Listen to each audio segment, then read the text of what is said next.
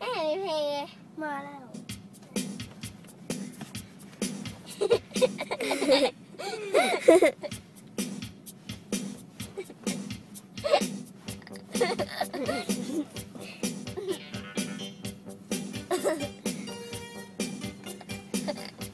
มา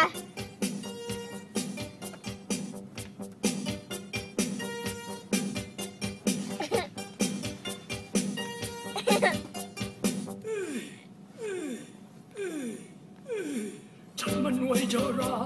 65เขาแล้ว ฟ้าทำอย่างนี้ ชราเต็มทีคืนนั้นวันที่13เป็นคืนสวยจะไหนหรือว่าเป็นคืนที่ฉันโชคดี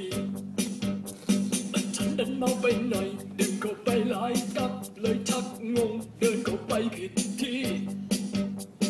เสียงเพลงดังสนั่นนึกว่าฝันจนหัวหมุนสาววัยรุ่นเดินเข้ามายิ้มปรีเธอว่า